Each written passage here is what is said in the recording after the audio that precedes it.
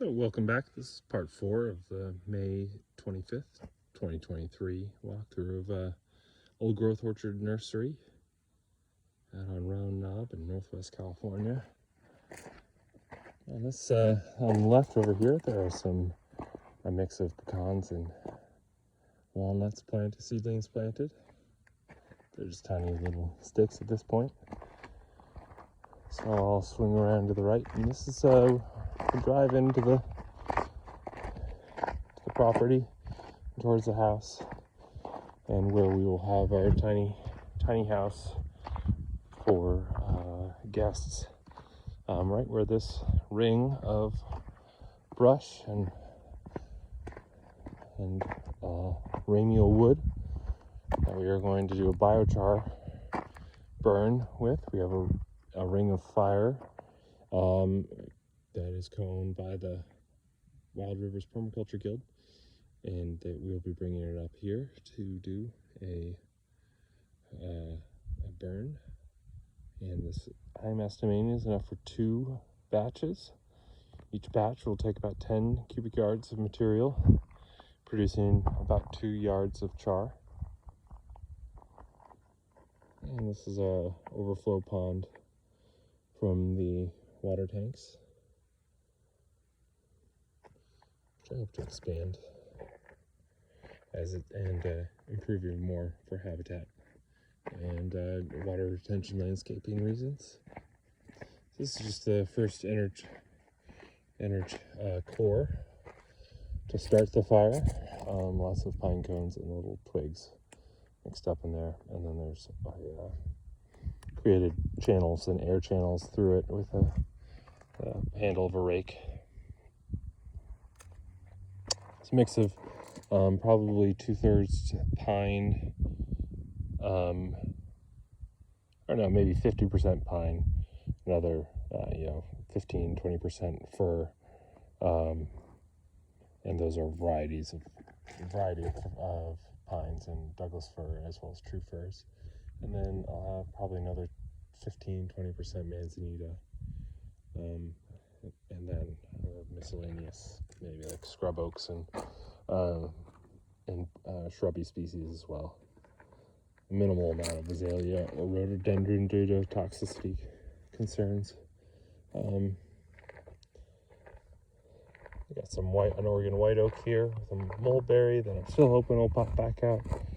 Seem to be go quite slowly. Yep, there we go. We got a little bud coming out. That white mulberry, which I think is actually benefiting, get established underneath this dappled shade of these scrubby little shore pines. And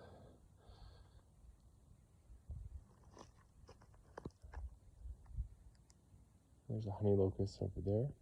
This is the runoff area from the road that could benefit from some good wetland restoration, following along the lines of Bill Zedike, and let water do the work. But there's already some positive feedback loops happening from my little one rock dams and debris collection spots that I placed that are collecting all this sediment and silt that's running off the road, keeping it out of the pond. And ultimately, it's actually decent for mixing in with a variety of different purposes. A buffalo berry here along the swale system, or not truly a swale because it's not, but off-contour water collection ditches. This is a little seasonal wetland pond. A little tiny pear. That's coming back. Graft didn't take and had a little bit of stripping of the bark down the side. So there's a mulberry down here. Yep, it's doing better. There's a plum rootstock over about 30 feet in front of a future larger pond site that won't really require any removal of these trees. None of the healthy or living trees, at least. It'll be along this contour below. fed by the swale, as well as the runoff from the road above. And it will be unsealed, so it will be helping the whole watershed or water catchment recover from the incised gullying that happened due to the building of roads in areas that runoff was excessive and creates catastrophic erosion cycle that only gets worse without intervention by people or beavers. Here's some little apple seedlings. There's one popping up, or two popping up from some cider press mash. There's a little cherry back there, an olive, peach. And across the road is a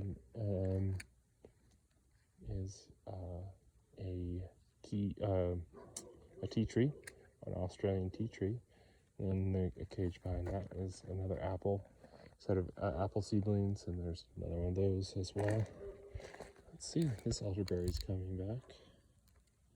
Seems like the black elderberries are doing better here than the native ones did. Blue native canadensis did not do so well where it was not getting, it didn't have pretty good soil and probably didn't get enough water. Whereas the black elderberries handled our summers better, which is kind of surprising.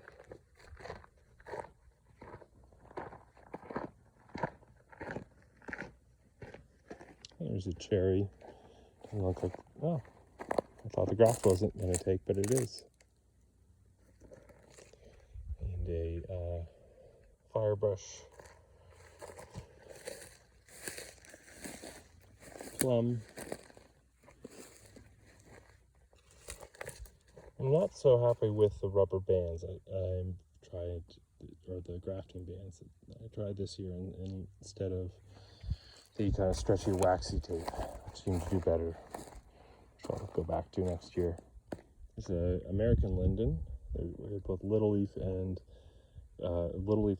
and American linden, or basswood, basswood, that is used in basses, like musical instruments. There's a little apple seedling, some peas popping up. A common pear rootstock. Early Laxton plum graft that's taking. Apple seedling, cherry, pear on the right, apricot on the left. Still have hope for it, but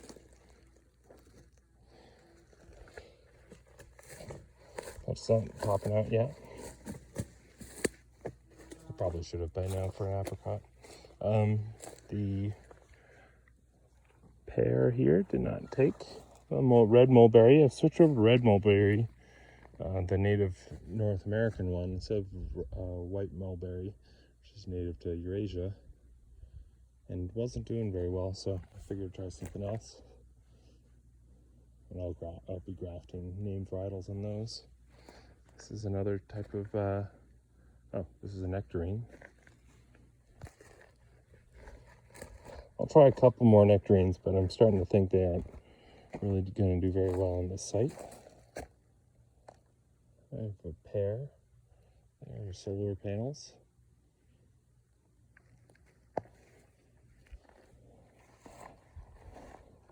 And back to the pond. And we have pomegranate surrounded by garlic.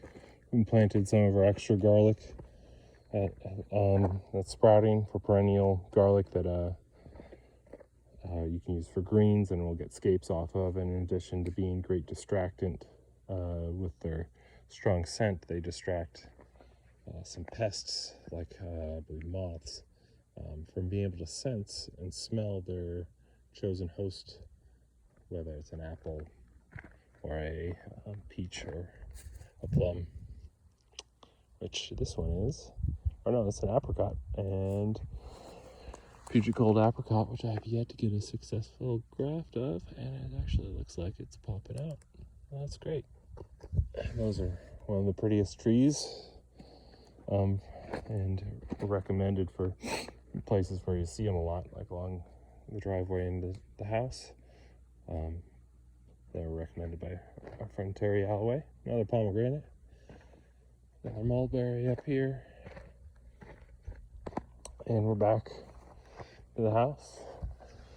And I have dogs that look like they could use a walk. But I guess in closing, I'll just share why I call it Old Growth Orchard Nursery. And it's the Terrea Zumeta Food Forest here, where that's housed. Started in my mom's honor, who taught me how to garden and really taught me how to care for other living things, and to really find the joy in that. And so my goal is to try to facilitate the regeneration of as much biomass on Earth as possible, and to help steward biodiversity in every way I can. So old growth really is an aspiration for this site to become an edible old growth forest. And in the long run, I'll probably no longer have some of these shorter lived trees like this peach in front of me, but will be dominated by chestnuts and walnuts, which can live 500 years, and apples that could live 200 or more, and mulberries, which could live 500 years, as the overstory trees amidst these diverse conifers, which I'm protecting 21 or 22 of the 25 acres we own as native forest that I hope to steward towards it eventually becoming old growth again. There are some 200-year-old trees on this property, but for the most part it's about 60-year-old forest or less. In addition, I really strongly believe if we can show that sites like this, where there has a lot going for it, except but very poor soil and is undervalued for that reason, if we can reclaim these sites where they were deforested or mined, or I don't believe there was much or any active mining on this property, but where effectively the soils have just washed away due to the loss of forests. If we can reclaim these places as human habitat and recreate abundance, I think that will go a long way towards protecting the last old growth forests left, and helping the second growth forests and regrowth forests to eventually become old growth. But that will take a few hundred years. And I think in the next few hundred years, one of the main problems we need to solve is how can we live off of perennial plants that can eventually become old growth forests. And the bottom of every old growth forest is a salmon stream, at least in the Northwest. So there will be compounding benefits to doing so, and reconnecting the whole regional and global ecosystem. So that's long and short of it. That is the goal of anything I design. If you were to hire me with old growth edible landscaping design, that would be a goal I would help you move towards. And I, of course, would want to help you with your personal specific goals, but that'll always be my guiding philosophy and principle. So I hope you are enjoying this beautiful spring that has finally sprung, and I hope you have a great summer, and to have a video from the summer this year, and that by the next one you'll see even more abundance. And I hope you are planting your own. So take care. This has been Zumeta, and be well.